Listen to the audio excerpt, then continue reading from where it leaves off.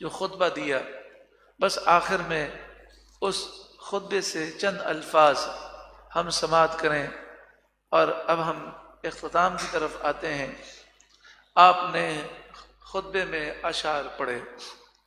آپ نے فرمایا لئن کانت الدنیا تعد نفیسہ، ذرا تصور آپ کریں کہ جنگ شروع ہونے والی ہے، امام حسین آپ سواری پر سوار ہیں اور 40,000 یزیدیوں کے سامنے آپ خطبہ دے رہے ہیں۔ 10 محرم الحرام کا دن ہے، جمعۃ المبارک کا دن ہے، صبح کا وقت ہے، اور حضرت امام حسین فرماتے ہیں لئن کانت الدنیا تعد نفیسہ فدار ثواب اللہ اعلی و انبل۔ اگر اے لوگوں تم دنیا کی رنگینیوں کی قدر کرتے ہو اور دنیا کو تم بہت اچھا سمجھتے ہو تو اس بات کو مت بھولو کہ آخرت کا جو گھر ہے وہ بہت افضل و اعلیٰ ہے، یعنی آخرت کے مقابلے میں دنیا کوئی حیثیت نہیں رکھتی، لہذا آخرت کو ترجیح دو، دنیا کی وجہ سے اپنی آخرت کو نقصان نہ پہنچاؤ۔ وَإِن كَانَتِ الْأَبْدَانُ لِلْمَوْتِ أُنْشِيَتْ فَقَتْلُ امْرِئٍ بِالسَّيْفِ فِي اللَّهِ أَفْضَلُ۔ آپ نے فرمایا ایک نہ ایک دن ہر ایک کو مرنا ہے، یہ جسم موت کے لیے پیدا ہوئے، کوئی ہے جو کہے میں نہیں مروں گا؟ یہ جسم ہے مرنے کے لیے۔ تو آپ نے فرمایا جب جسم بنے موت کے لیے ہیں تو کاش اللہ کی راہ میں شہید ہو جائیں، یہی سب سے افضل و اعلیٰ ہے۔ وَإِن كَانَتِ الْأَرْزَاقُ شَيْئًا مُقَدَّرًا فَقِلَّةُ سَعْيِ الْمَرْءِ فِي الرِّزْقِ أَجْمَلُ۔ آپ نے فرمایا ایک حقیقت ہے کہ لوح محفوظ میں ہماری پیدائش سے پہلے ہماری روزی لکھ دی گئی، ہمارے مکان، ہمارے کاروبار، ہماری دولت، ہمارا رزق، ہماری سواری، ہمارا لباس، ہر چیز لکھ دی گئی۔ جو لکھا ہے وہی ملے گا، ایک ذرہ اوپر نہیں مل سکتا۔ تو بہتر یہ ہے کہ انسان روزی کی تلاش میں جد و جہد کم کرے، زیادہ فکر آخرت کو حاصل کرنے کے لیے اور اللہ کی رضا کے لیے کرے۔ لیکن ہمارا حال اس کے برعکس ہے، روزی کے لیے ہم دن رات فکر مند ہیں، بہت کوشش کرتے ہیں، لیکن اللہ کو راضی کرنے کے لیے ہماری کوششیں بہت کم ہیں۔ تو امام حسین ہمیں نصیحت فرما رہے ہیں کہ روزی کے لیے فکریں کم کرو، آخرت کے لیے فکر زیادہ کرو۔ وَإِن كَانَتِ الْأَمْوَالُ لِلتَّرْكِ جَمْعَهَا فَمَا بَالُ مَتْرُوكٍ بِهِ الْمَرْءُ يَبْخَلُ۔ آپ نے فرمایا جب یہ حقیقت ہے کہ سارا مال چھوڑ کے جانا ہے، قبر میں کچھ لے کر نہیں جائیں گے، جیسے ہی آنکھ بند ہوگی مال ہمارا نہ رہے گا، سارا مال جب چھوڑ کے جانا ہے تو جو چھوڑ کر جانے والی چیز ہے اس میں کیا کنجوسی کرنی، زندگی میں خوب اللہ کی راہ میں دو تاکہ آخرت سنور جائے۔ نبی کریم صلی اللہ علیہ وآلہ وسلم نے فرمایا دنیا میں سے اپنا حصہ لینا نہ بھولو۔ صحابہ کرام نے فرمایا اپنا حصہ کیا ہے؟ آپ نے فرمایا اللہ کی راہ میں دینا، کیونکہ سارا دنیا میں چھوڑ کے جاؤ گے تو یہ تو ورثہ کا ہو جائے گا۔ تمہارا حصہ یہ ہے کہ زندگی میں خوب اللہ کی راہ میں دے دو تاکہ تمہیں آخرت میں کام آئے۔ تو آپ نے فرمایا مال میں سے اپنا حصہ لینا نہ بھولو۔ تو صحابہ کرام نے پوچھا اپنا حصہ کیا ہے؟ تو آپ نے فرمایا زندگی میں خوب اللہ کی راہ میں دے دو۔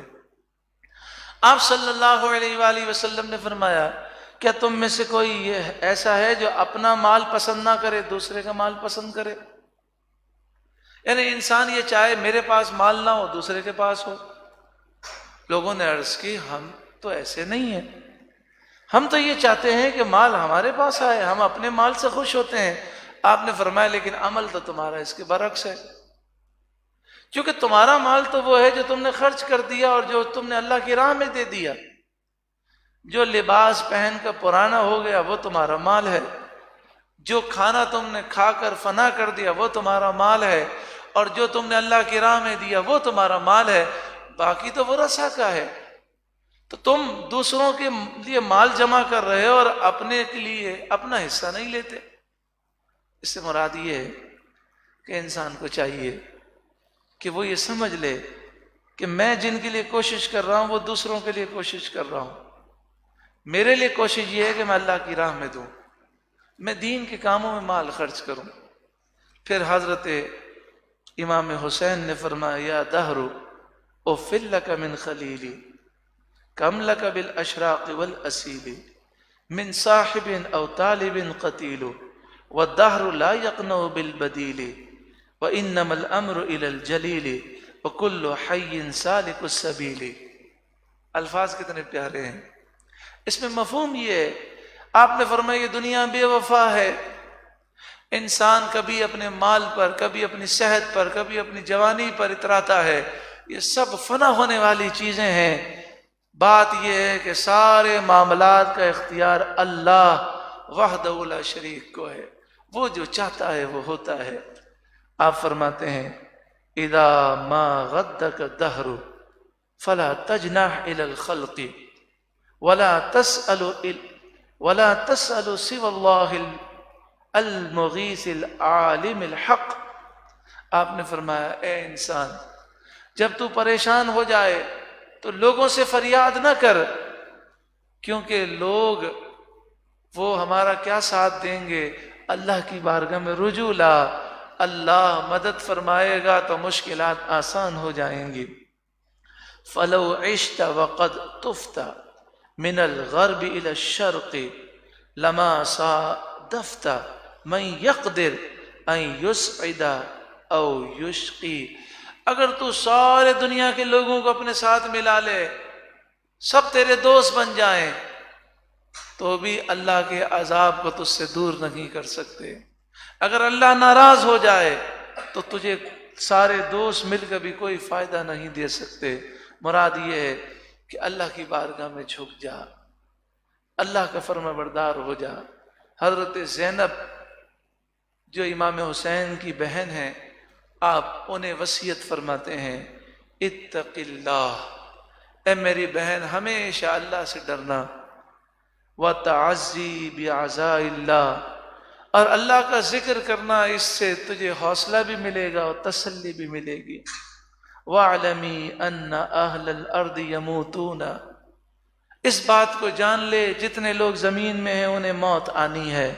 وَأَهْلُ السَّمَاءِ لَا يَبْقَوْنَ، اور اس بات کو بھی جان لے کہ جتنے آسمان میں مخلوق ہیں سب کو فنا ہونا ہے. وَأَنَّ كُلَّ شَيْءٍ هَالِكٌ إِلَّا وَجْهَ اللَّهِ، اللہ کی ذات کے علاوہ ہر چیز فنا ہونے والی ہے.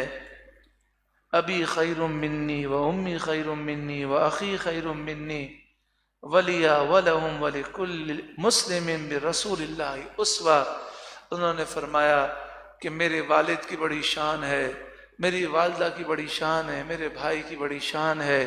ہم سب کے لیے جو راستہ ہے وہ راستہ یہ ہے کہ ہمیں رسول اللہ کی سیرت پر عمل کرنا ہے. اور ان کی سنت یہ ہے، ان کا حکم یہ ہے کہ ماتم نہیں کرنا، پیٹنا نہیں ہے،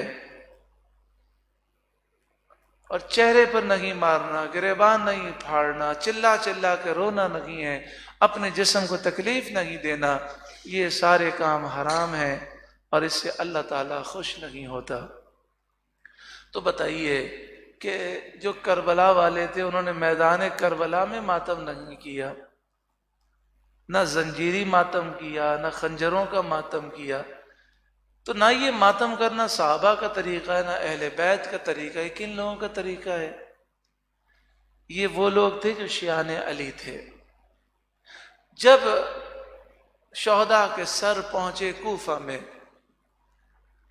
تو انہیں یہ خیال گزرا کہ ہماری وجہ سے امام حسین شہید ہوئے، ہم نے غداری کی، ہم نے بے وفائی کی. اور یزیدی لشکر میں بھی جو کربلا میں تھے وہ شیعان علی تھے. تو انہوں نے پھر ایک ماتم کا ڈھونگ کیا اور یہ ظاہر کیا کہ ہم مجبور تھے، افسوس ہم ساتھ نہ دے سکے، ہم نہ تھے، ہم ساتھ نہ دے سکے. تو اس وقت حضرت بی بی زینب نے افسوس کا اظہار کیا آپ نے فرمایا تم پر لعنت ہو، تم لوگوں نے میرے بھائی کو خطوط لکھے، وفاداری کا عزم کیا اور کہا جان کے نذرانے دیں گے، پھر تم نے غداری کی، اب تم یہ کیا ڈھونگ رچاتے ہو؟ تو وہ سلسلہ اس وقت سے آج تک جاری و ساری ہے۔ حالانکہ نبی کریم صلی اللہ علیہ وآلہ وسلم کی سیرت دیکھیں، صحابہ اہل بیت کی سیرت دیکھیں، کہیں ماتم کا کوئی تصور نہیں ہے، نہ زنجیری ماتم ہے، نہ آگ کا ماتم ہے، نہ تلواروں کا ماتم ہے، یہ سب خرافات ہیں اور اہل بدعت کی بدعتیں ہیں۔ حضرت امام حسین رضی اللہ تعالیٰ عنہ آپ نے جب زخموں سے آپ چور چور ہو گئے، نیزوں کے 33 زخم تھے، نیزوں کے 33 زخم، تلواروں کے 34 زخم اور بے حساب تیر لگے تھے، اس عالم میں آپ نے میدان کربلا میں سجدہ کیا اور سجدے میں اپنی جان